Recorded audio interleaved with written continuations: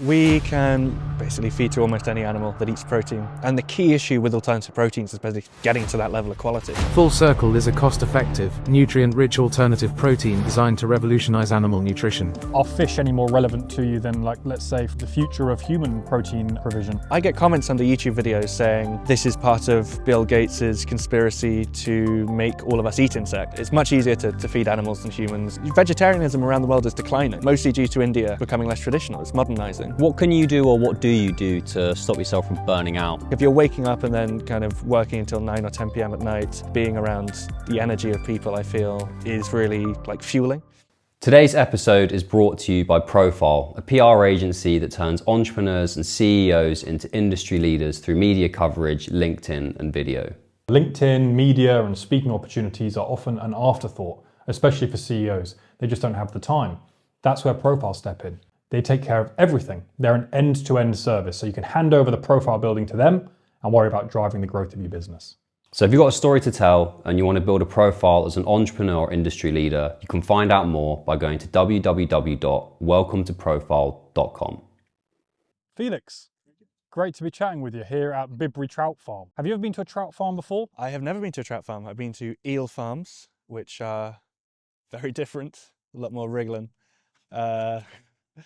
Yeah, I've been to prawn farms, various species, but never And trout. how does it compare to your expectations, if you had any? Oh, it's huge. They said 6.5 million trout, which when we were talking before, we were speaking to the state government of Georgia, because every state in America has to release fish into the rivers for biodiversity, things like that. I think they release 3 million trout into their waters a year for the whole state of Georgia. Okay. 8.5 million in total, so this place is massive. And I mean, we should probably mention to the people who aren't familiar with trout farms and the big and the small ones in the UK, that this is the oldest and I think one of the biggest trout farms in the UK, right? Fantastic, yeah, I think so. And yeah. I was going to say, before we go right down the rabbit hole of trout farms, should we maybe explain why we're at a trout farm? I think that would be a good thing to start off with. Not just for leisure. Yeah, indeed. Not to put you on the hot seat, Felix, but could you give us an introduction into the business you have said about creating? Then we'll dive into the origin story and how it started off. Okay, do you want me to run through the problem solution type of thing, or just talk about when the... Just generally speaking, what does your company deliver? Okay, so we make basically alternative protein, and what that means is protein from non-traditional sources. Traditional sources are bad for many reasons. They're very expensive often, the price is very volatile, and huge carbon footprints. I mean, 12.5% of all greenhouse gases come from feeding animals alone. So it's a huge problem, and we're going to be missing around 280 million tons of protein by 2050, even if current kind of rates of deforestation and everything continue. So we're just missing, I mean, for context, we have around 300 million tons of protein fed to animals every year. So almost double, and we will need by 2050, and we have no idea where we're going to get it. So we have a problem with existing protein sources, but also just a problem with supply. Right. That'll keep getting more extreme as time goes on. And you decided, facing that crisis of the kind of protein feed market for animals, that you would start with fish. We can basically feed to almost any animal that eats protein. So maybe not cows that eat grass or whatever, ruminants they're called. But fish are pretty unique in that the protein that they're mostly fed sort of has to come from animal sources. I mean, a lot of it comes from plant-based, but that's soy, for example, but there's a lot of anti-nutritional factors. They're not very good for the fish. And so most protein for fish has to come from this thing called fish meal. We basically scrape the ocean floor, get as many fish as you can, grind them all up into a flour, super energy intensive, use like coal to cook them, take away the fat and then feed them to fish. Kind of depends where in the world this is harvested, but in Thailand, there's loads of slaves involved in harvesting of fish meal. And the carbon footprint's around 15 tons of CO2 for every 1 ton of fish meal produced. Right. To put that in context, 1 ton of coal burnt is 3 tons of CO2. So like 5 times more carbon intensive than coal. Okay, so a place like this then, the fish here, the 6 million trout that are in here, the owners of this farm are purchasing fish meal, do you expect? Yeah, and it'll be coming probably from South America, maybe from Denmark, which has very good quality fish meal. I mean, it'll be coming from halfway around the world, normally, mixed with a whole bunch of other ingredients. The UK, you're not allowed to do stuff like basically chicken guts and things like that ground up and powderized or whatever, but you can in America. But yeah, it's just mixed in with this whole recipe of things that trout wouldn't normally eat. Right, okay. So then from a business perspective, and just so I can understand it, and like Korish said, let's set the scene as to why we're on a trout farm. You've come up with a way of creating protein from a different source than fish, ground up in the traditional manner, right? Yeah, and like lots of, so maybe around 10 years ago, companies really started kind of getting their teeth into the problem. They started making protein from insects, from bacteria, some companies looking at fungi, but all these products are really expensive and they sort of need probably decades of work to get the price down to the level that fish meal is. And fish meal's getting more expensive, but these alternative proteins are 2 to 3 times more expensive than fish meal. So they're basically mostly selling to pet food, people that want their dogs to kind of have a reduced carbon paw print. Right. Reduced carbon paw print. That's the first time I've ever heard that. Yeah, I hear that a lot. Okay, right.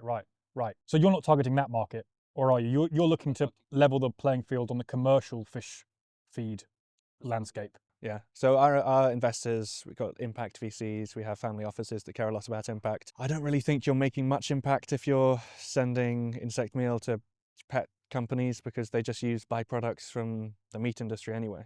They use waste really into dog food. If you see beef and dog food, it's not the same sort of beef that we would eat. Right. But yeah, so our technology basically makes it actually, we're at price parity. So we're selling at the same price or cheaper than the traditional protein commodities. And I think we're the only people in the world actually doing that. Yeah, we think you are too. Yeah. And that sounds like a blueprint to print money, if it all goes well. Okay, so now we understand that you make fish food. Let's go Yeah, I back just to the origin. wanted to go into, so what is different about what you're doing? Is it the process by which you are gathering it and processing it, or is it something new entirely? And if it is, what is it? So it's a new protein category. I mean, we basically looked at the alternative proteins. The most funded are insect meal and bacteria meal. We looked at those and we just thought, what are they actually doing?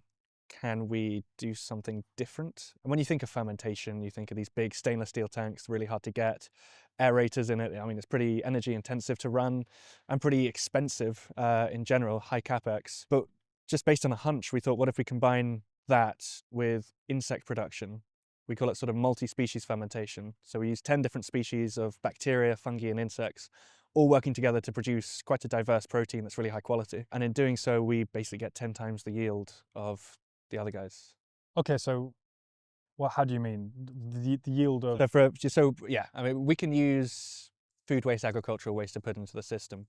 But if you're feeding insects and you're getting insect protein, for every 100 kilos of food waste, agricultural waste you put into the system, you get around 3 kilos of protein. Some companies as low as 1.5, some as high as 5, 6, and you get that in around 10 days.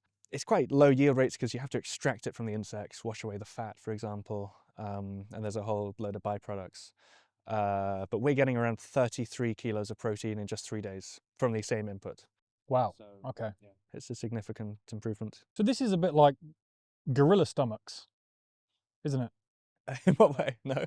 Gorillas, they don't eat protein in their diet per se, but as I understand, the gorilla's gut ferments the plant material that it eats. And as it ferments, the bacteria that grow on the plant matter in its stomach is what the gorilla actually digests. That's how a gorilla gets enough protein Similar to a cow. from a plant-based diet. You're using that same methodology to create protein from plant matter? Yeah, effectively. Yeah, so all our inputs are plant matter, mostly kind of like things you can get in Thailand. So we're operating in Thailand. So cassava, stuff like rice, various kind of grains just go into the system. And from that, we can produce protein from 20% to 70%. So it's a tremendous flexibility. And that also differs from competitors because competitors basically, they look at what is a commodity model. Hey, we've got fish meal at 60% protein, please buy it from us. Hey, we've got insect meal at 50% protein, please buy it from us. We just go like, hey, what do you guys actually need? We can make it. And so that's a product market fit machine, basically. Right. And the end product, what does it look like? The same as a fish meal? We have shipped 17 different products to 30 different customers in the past 6 months alone. So it kind of depends on what they want. Some customers, we're competing with slaughter waste with some customers that basically just want to keep costs down. So the catfish farmers in Thailand buy guts from chicken slaughterhouses and just chuck them in the water. So for a product like that, they want something a bit wet, kind of like a cake, and they want it as cheap as humanly possible. I mean, we're talking like 20 cents a kilo when the price of fish meal is kind of $1.50, depending on quality. We can also make powder. That's a really fine kind of nice smelling powder if you're in the business, horrible smelling powder if you're not. Dogs love it, but pet companies that we have kind of done some work with say that it's too smelly for most of the owners to use. It's a strong smell. Fermentation tends to be. Or it can be a pellet, final pellet as well. It completely depends. Okay. Yeah, glamorous work. And yeah, is that Where are you doing that? Yeah, so we just have, so we have an 88 square meter factory farm just outside Bangkok in Thailand. Down the road. Takes me an hour to commute from the centre. And from that 88 square metres, we're producing at the moment, I think in December, 30 tonnes of protein are leaving the factory. Put that in perspective, I was speaking with a Norwegian investor who's done a whole mapping out of the insect sector in Europe. And they're estimating that around 400 tonnes of black soldier fly meal, which is the main insect meal for animals, is being produced in Europe. So we're doing basically 8% of everything made in Europe from a tiny facility, 88 square meters. Wow, okay. And that's thanks to the fact that you're able to achieve a higher yield. Yeah, higher yield and do it in 3 days instead of 10 or 9 or whatever. So 3 times faster, 10 times bigger, basically. Yeah, so we're just churning it out. So the corporate structure, you've mentioned now that you're obviously in Bangkok or now outside. Why Thailand? Who's in the company? How did it start? Walk us through it. Okay. Before I came to Thailand, I had another startup. We basically figured out a novel way to introduce a particular type of antioxidant into the body. People, researchers, maybe companies have been trying to actually make it work before through pills or kind of like drinks or actually intravenously, we heard. But we took it on nights out with us. We wanted it to reduce the effects of alcohol, so the damaging effects of alcohol. So we took it on nights out with us, we put it into a spray, spread it into the mouth, and woke up the next day at like 6 in the morning after going to bed at 3, feeling unbelievably good. Phoned each other, just, are you feeling this? They're just like, yeah. And so we decided to try and commercialize it. One of the guys in that team was Thai. We had a deal to sell it in Thailand. They love sort of made in Britain products, designed in Britain products. So we had a small amount of seed investment to make the product that was ordered, shipped it out to Thailand, and everything got seized at the border, and I still don't know what happened. Yeah. Didn't expect that. No, assuming that there was some bribery that didn't happen, I honestly don't know. But what happened is all of our inventory got seized, all of our investment got seized. And that basically happened at the same year that the EU started promoting the use of insects in aquafeed. We were going, why? We didn't understand the scope of the problem, the scale of the problem. But as soon as we learned about it, we thought, okay, well, there's probably serious business opportunity here, probably bigger than hangover preventative sort of things. And had connections in Thailand, so I thought, well, how about we trade from Thailand to Europe? Thai people have been farming insects, for hundreds or thousands of years. Yeah, no one in Thailand was doing it. So we set up Thailand's first commercial black soldier fly facility as this specific insect in 2019. And then when COVID hit, for a litany of reasons, the Thai partners I was doing with left the business, went back to their family business. And I was in a condo, probably 20 square meter condo, for 9 months with no friends there, didn't speak the language. Beer was banned because they thought it encouraged COVID. There was a curfew, so you couldn't really leave the house, and I couldn't get home. So I didn't have like a TV or anything. So it was me and a computer for 9 months. This is the part where you add that to the cautionary tale to future founders, right? Who are thinking about setting up a business on their own in a foreign country. Yeah. But it can be pretty hard. Yeah, it's tough. I mean, that was obviously incredibly psychologically battering. And I spent most of that time fueled by a desire to kind of improve things, improve the technology. Because at that point, we knew that the technology for normal insect production probably will never reach the price points it needs to reach unless something crazy happens and all the fish in Peru die or something like that. So your little sabbatical in your condo for 9 months, is that where you came up with the fermentation process that allows the higher yields, the quicker time? Yeah, and I thought, okay, so if we can basically improve the yields by maybe 50%, so to get 7, maybe even 10 kilos of protein from that input, then we'd be onto something. Put together an ecosystem, just emailed loads of scientists and just said, hey, I studied psychology, I don't understand this, can you help me? And they had nothing to do because it was COVID, so I got a lot of help from emails and sort of put together this theoretical ecosystem. This bacteria should encourage this type of protein, and this bacteria should basically prevent other bacteria from getting in. And it was designed to be an ecosystem that worked on paper. And actually, one of our earliest investors at that stage was a potential customer who wanted to launch their own brand of insect dog food in Thailand. She said, speak to Felix, he's doing insects and he speaks English. And I kept saying, hey, we can't actually ship this right now. And she basically said, what's the hold up? I said, we just had half the company pull out basically, and that came with a lot of funding. And she said, well, how much do you actually need? And then we raised like a 90K seed, pre-seed or friends and family round just to try this out.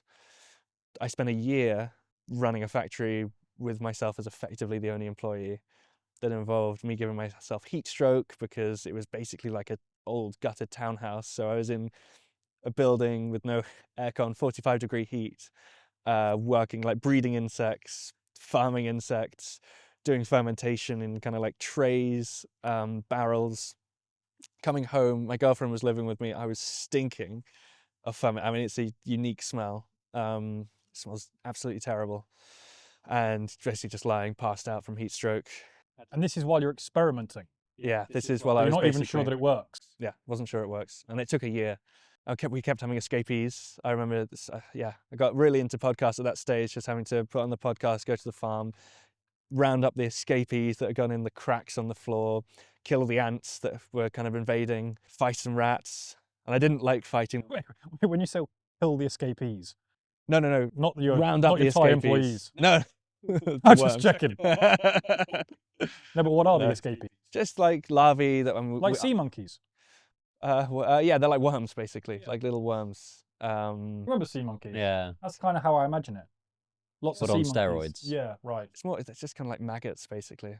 So they're wriggling out of their enclosures sometimes, and we were trying to do some cost-saving things that didn't quite work. Can you talk a little bit about the nutrients of that type of protein? Now, because as you just like mentioned maggots and insects, Lawrence and I are fairly strict carnivores, so we're always beating on the protein drum of red meat. Right. And the nutrients that live within red meat. How does the protein that you've created compare to something like red meat? I haven't done any studies looking at red meat. I know people go crazy for the different kind of nutrients in red meat. But if you look at, for example, fish meal is probably, or fish protein is probably the highest quality. It's the most digestible for humans, and basically the highest quality. Also, the fats are fantastic in fish protein as well. And the key issue with alternative proteins is basically getting to that level of quality. I mean, and the two biggest proteins that are fed to animals effectively come from fish or come from plants. Fish meal, something like 3 to 5 million tons are made each year. Soy meal, it's around 300 million tons. Drives most of the Amazonian deforestation. And soy, as I mentioned earlier, just isn't very good for you, really. It contains anti-nutrients. So there's a whole bunch of things that stop you from absorbing the protein that you need. It's got a really good amino acid profile on paper. So on paper, it looks good. But then you can't actually absorb a lot of it. And I think with red meat, a lot of it will come down to genes. If you're built, if you have the stuff that allows you to digest the protein profile of red meat, it's probably fantastic for you. If you don't, it's probably not very good for you, really. So, okay, perhaps it's an unfair comparison with red meat, but can we compare it then to, say, the fish meal? So that the protein that you've developed now, let's compare that to a sort of someone that actually is your competitor with the fish meal. Yeah. How does that balance up? Yeah, so fish meal is, it can range from 40% for really low quality. Fish meal has a lot of sand, but still has a pretty good amino acid profile. Amino acids, people get incredibly technical with them, but if you imagine a barrel, and every panel of this barrel is an amino acid, try and fill it with water, and the panels are all different shapes. The one that's the shortest, all the water will flow out, right? So the barrel is only as good as the shortest panel in that barrel. It's exactly the same with amino acids. So you can have loads of amino acids, but if some are very small, if they're in very small amounts, then you can't really absorb all the others. So that's a key issue, because fish meal is fantastic. It's got high levels of the ones that you really need, and that allows you to absorb all the others pretty much. Whereas with a lot of insect products, it's better than some of the vegetable proteins, but it's still not great. With us, we're actually closer to the ideal lysine ratios, a specific type of amino acid profile. We're closer to the ideal than even fish meal now. And we can go from 20% protein up to 70%. So we can basically cover almost any need. And most importantly, we're less expensive in a lot of cases, yeah. Yeah. So then really the question I would ask after that is, are fish any more relevant to you than, like, let's say, for example, Beyond Burger, or, the future of human protein provision? Yeah, there's a company called Insect, spelled with a Y, French company. think it raised $500 million, including from Robert Downey Jr., because their theory was, mealworm protein is as high quality as a lot of meat. Easier Now to eats farm. meat, by the way, Robert Downey Jr. Does he? Okay. Well, yeah, probably because this company's gone belly up this year because they couldn't find a market. Humans, I mean, in Asia it's different, but in Asia people aren't eating insects as like a proper staple. They're eating it as a snack, really. But in the West, try making insects a staple. I get comments under YouTube videos saying this is part of Bill Gates's conspiracy to make all of us eat insects, which I would like to say is nonsense. Yeah. But I think we're Stop somewhere. it, Bill. I'm not going to eat them. But yeah, it's much easier to feed animals than humans, and I mean humans are going to eat meat. Vegetarianism around the world is declining, mostly due to India becoming less traditional. It's modernizing, so people are getting less vegetarian. I just think meat demand is going to double by 2050, meat and fish demand. We just need to find ways of actually getting that meat to the 9.5 billion people so that they don't starve. That's it. And it's not, I don't want to get too much into the fish because it's not particularly interesting for a business-minded person, but I overhear you say before we sat on camera that really what a fish eats decides how it tastes to some degree. With some fish, yeah, absolutely, and what it looks like as well. So fish meal, for example, making fish taste more fishy is perfectly possible. Yeah, it does that with other animals. If you apparently in the 70s, 80s, a big complaint with eggs, cooking eggs and it kind of cooking eggs and it smells like fish. That's because the chickens were fed fish. And it just passes through. I mean, fish is, the fish has a very distinctive smell. The purines can. Can I ask, just to dial it way back, because I do have a follow-up question on it. When you were doing the hangover cure, that's what I'm going to crassly name it as. When you were doing the hangover cure, did you seek investment for that? My business partner had backers, shall we say.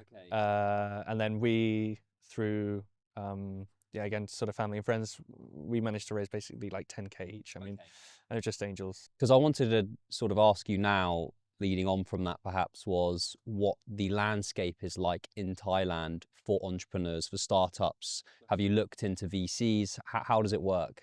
There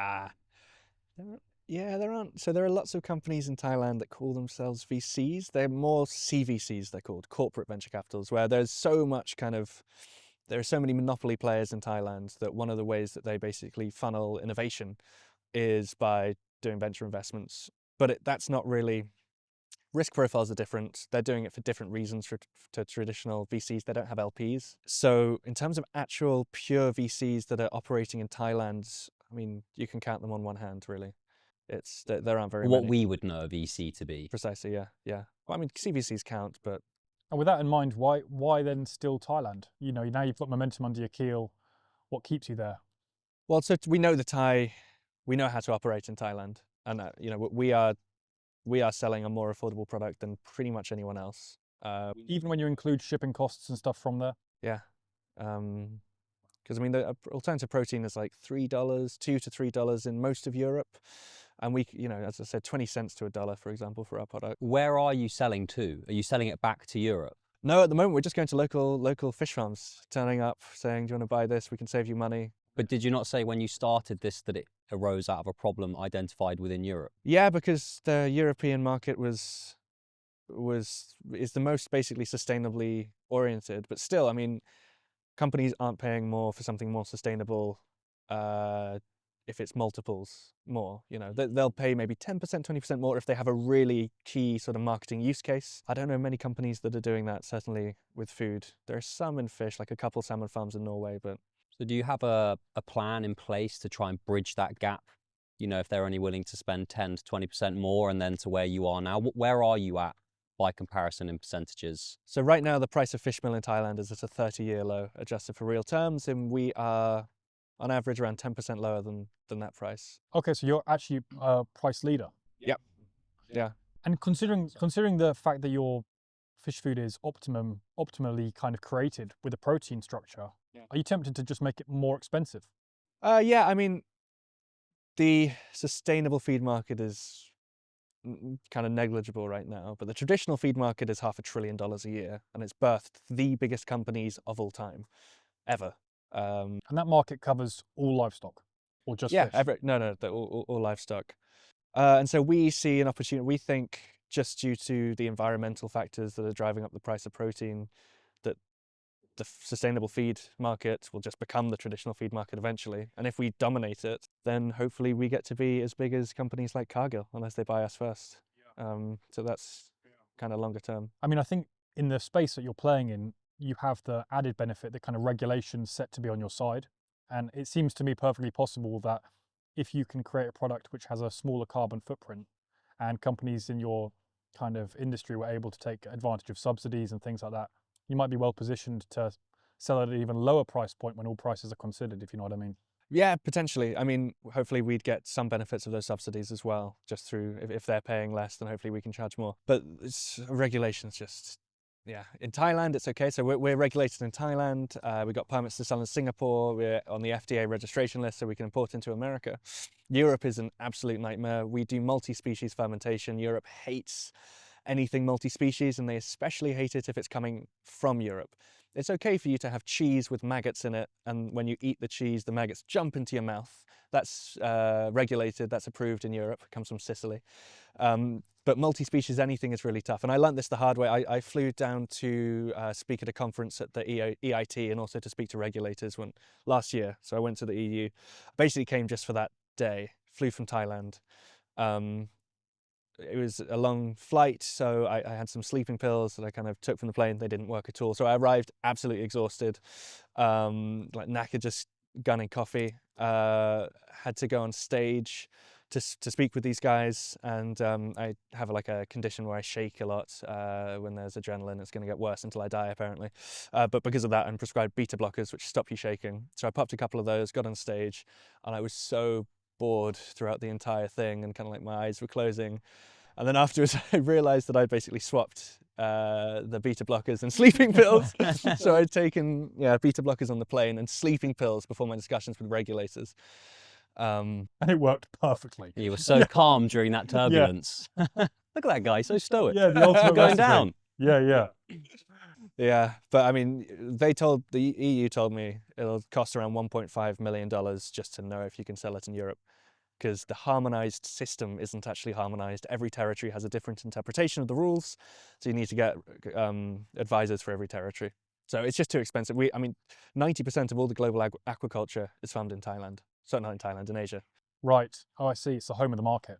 Precisely. The volumes are just enormous, and it's basically, there isn't much consolidation in aquaculture. It's mostly just kind of small farms that are just making fish for their family and their communities, and they kind of get collected and then shipped to the West often. So it's relatively easy to penetrate if you know your way around it. But that really excites me because, I feel like the future, the industrial revolution, the next industrial revolution that we're all hoping for, kind of expecting, we're expecting it to sort of be AI and also climate stuff, sustainability stuff we're expecting. I think if they fuse, AI, the AI that we sort of use and that we're basically going to build on massively in future is about optimization for the customer. We want as tight product market fit as possible because that will allow us to scale as quickly as possible. And AI allows us to learn from our mistakes, learn from customers. We can make new protein in 2 weeks where it takes a traditional company like 2 years maybe. So we can do that very, very quickly, and AI massively speeds that up. Is that, if you're going somewhere, I don't mean to interrupt, but is that concern for you from a kind of perspective of the competitor landscape, that if AI is able to assist in the creation of new proteins, that someone could replicate your process easier than it took you the 9 months in your condo and the heat stroke and all the rest of it? Yeah, potentially, but we now have really, really good models. And one of our investors is, there's like an algorithm with his surname that IBM had $1 million prize to beat. So we are incredibly well equipped on the AI optimization front, which is why we're kind of leaning into it in future. Okay, nice. So you recognize it's a bit of a horse race, but you feel like you're the fastest horse. Yeah, absolutely. Nice. Yeah, like our levels of understanding. Also, we have a patent pending on the entire protein category. So the flexibility we can do in this protein category, maybe we won't be able to compete in China, for example, but other startups that are VC backed from Western investors, we can outcompete pretty effectively just with a solid patent strategy, solid IP strategy. Nice. But going back to it, I think Asia is the perfect opportunity to start the new industrial revolution, because instead of investing loads of money into Cybertrucks or whatever to decarbonize, you can really easily, I mean, we are decarbonizing the food system, just competing on price. If we can do that at scale, then we're combining massive optimization efficiencies with massive carbon efficiencies into a product that customers actually prefer. I mean, that's pretty industrial revolution-y, I think. Yes. And I feel like, you know, if Asia's maybe the home, or I mean, Latin America, Asia, Africa, where all the food is made, that could be the start of the new industrial revolution. And instead of kind of, you know, Manchester, we'll have Thailand, just with worse football teams and better food. Yeah. Yeah, that is quite exciting to consider, really. Yeah. We might be at the forefront. And do you think that area of Asia is going to be the forefront of, you know, because isn't it, you know, the Bill Gates conspiracy? Let's talk about that for a second. You mentioned it earlier on. He wants us all to eat bugs. It sounds like in the right situation, the protein profile of food created in that manner is actually not so bad. It's more the idea of the insects as opposed to the actual raw protein we're consuming, even as humans. A lot of that production taking place in Asia also. I mean, are you seeing competitors in your landscape gunning for the human market as opposed to the agricultural the human market? market's relatively developed already. I mean, you just have loads of smallholder farms farming crickets and kind of mealworms and things that, I mean, I go out to the market and pick up some fried crickets and have it with a beer. It's lovely. Nice. So yeah, it's already relative, and I think it's looking a lot like aquaculture, smallholder farms, because the economy of scale effects, I think with insects are kind of overrated, and actually with protein in general, there are a lot of companies that have raised massive amounts of money banking on economy of scale. And now you have factories that have capacities of tens of thousands of tons a year, and they're still selling at more expensive than other proteins, really. So I think it's more suitable, like pure insect production, I think is more suitable just for humans because we can spend more money on the food that we eat. But getting over that psychological barrier is going to be tough, I think. Yeah. Okay, cool. So we understand the business. We understand what you're creating, why you're creating it.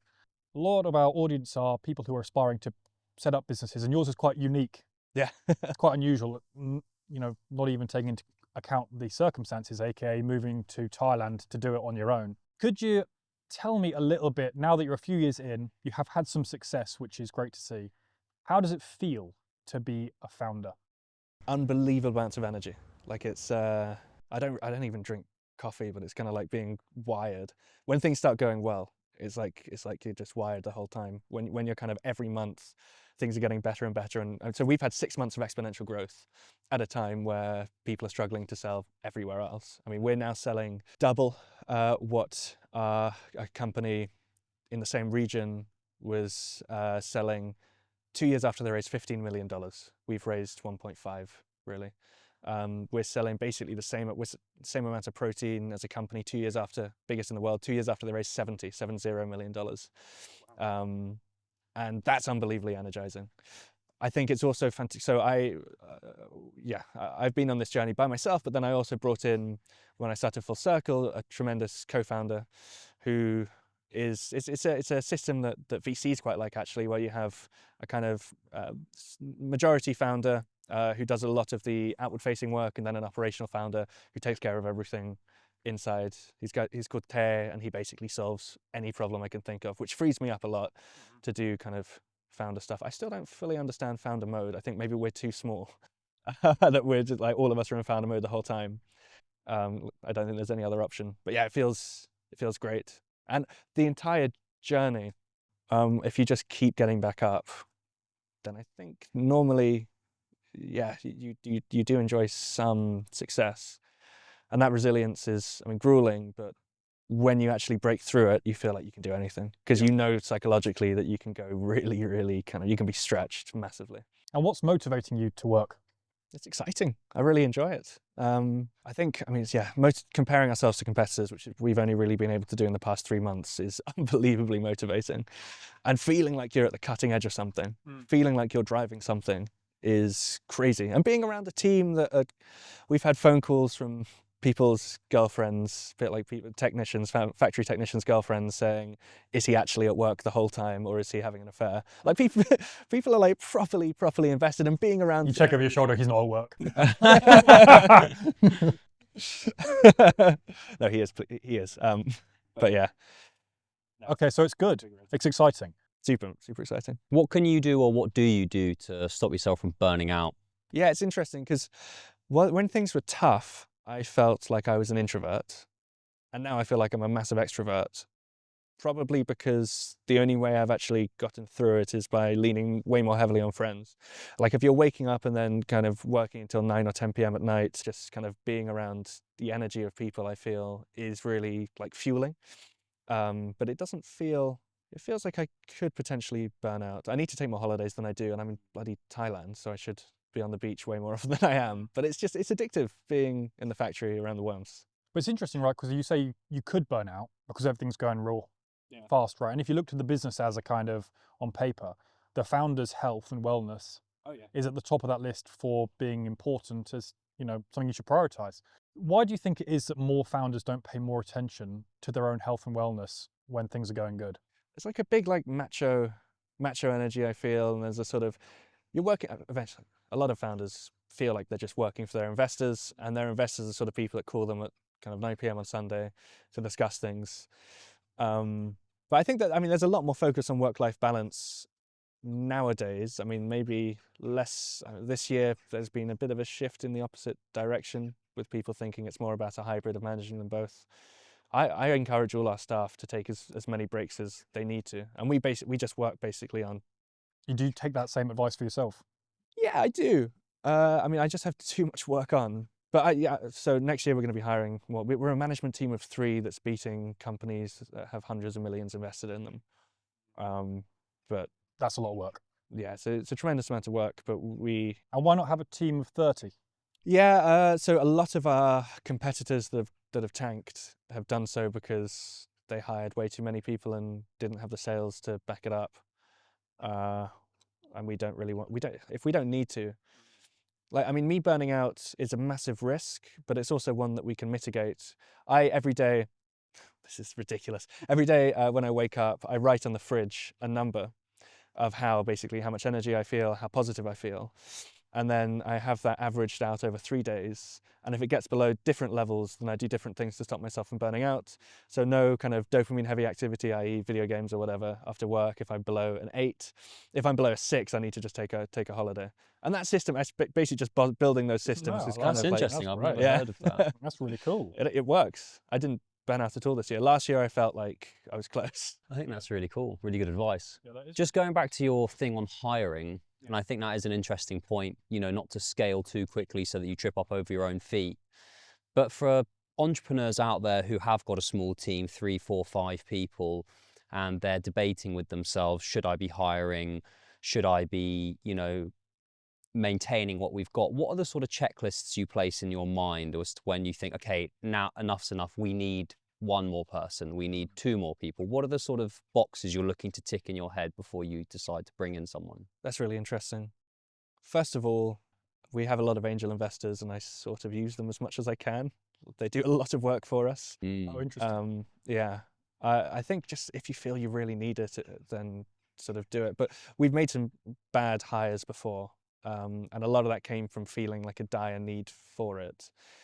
So it's probably better to actually hire before you feel you critically need it, because then there's a lot of time pressure and things like that. So you think that was part of the reason, is you left it too late to hire and then it was more of a rush hire, which worked out to not be very good? I mean, it's fine in a market like the UK where there's a lot of talent available, a lot of English-speaking talent available.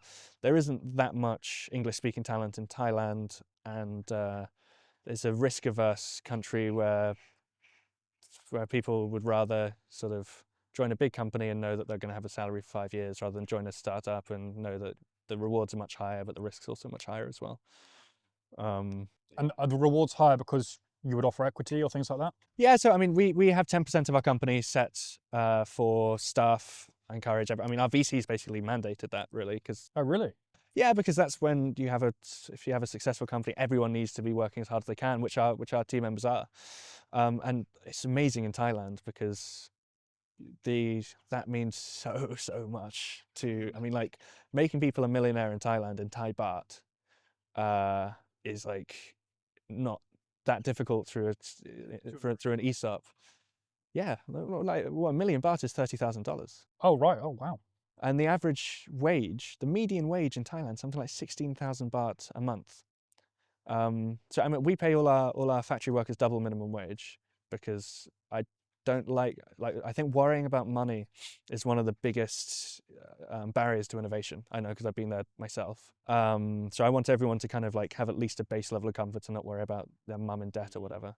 But yeah, it's so motivating for these staff members to basically have, I mean, 3 million baht in mind for a couple of years down the line. And do you speak Thai? Oh, I'm trying to. It's so hard. It's like 5 tones. I think more difficult than Mandarin, apparently. Oh, really? Yeah, that's what Thai people admittedly have told me. I always like to dive into a little bit about expectation versus reality. You've been trying to be an entrepreneur and a founder for many years with your first business, now this business, and now you've had some success. How does being a founder compare nowadays, the reality of it, to what you expected it to be when you first created the business? I don't know. I don't really have many expectations ever, really. I don't really look forward to things. Like if I have holidays booked or whatever. Okay, all right. So you didn't have a G-Wagon on the wall? No, No. no. I mean, I thought What's your equivalent to the G-Wagon out of interest if you had loads of money? freedom. But you're already free. Yeah, I wasn't when I was paying myself $600 a month or whatever. Okay. Just freedom to kind of do things that you really like. I really didn't like the idea of working on projects for other people that I didn't believe in and that I didn't like and didn't energize me. I mean, by the way, I don't feel like a success at the moment. We still have way too much kind of to go. What would make you feel like a success? I don't think I ever will, really. Do you feel like a failure? No. Just in between? Yeah, I mean, like, I think success probably recalibrates whenever you get to the next step. From speaking to people, like we have investors that are actual billionaires. From speaking to them, I mean, it seems like, you know, there's always a next step. There's always something kind of more empowering to do. But you're also a purpose-led business, right? So maybe success for you won't be how many zeros are on the end of your bank account, but it'll be having achieved an objective. Yeah, absolutely. I mean, I have, to be honest, I have thought it would be nice to be a sort of carbon millionaire or whatever, where my personal carbon footprint is so ridiculously low. If you revisited yourself 4 years ago and that version of you knew where you would be now, having the successful raises and the momentum in the marketplace, do you think that version of you would have thought you were a success by then? Yeah. Is it interesting to you that now you've arrived here in this moment that you don't consider yourself a success compared to how you would have perceived yourself at the beginning? Is that a learning of being a founder? Yeah, actually, probably. So there's always a next step, and there's always something bigger to do. Yeah. Because I think a lot of people who go to start businesses, they have in their mind's eye that if the business succeeds, then they will be a success, that it will impact them personally. But we haven't met one yet who stands on top of the mountain and thinks they have now achieved it. It seems to be a treadmill that goes on until we die. Yeah, and I think you need to be careful about that. I think if you're doing stuff that you properly believe in, then cool. But if you're doing it for money, money apparently doesn't make you happier past a certain amount, past the stage where it's freedom. Yes. It's like 60 grand, isn't it? Something like that. On paper, yeah. Diminishing returns, basically. Yeah. Money has, you know, it's the ultimate for diminishing returns, really, I think.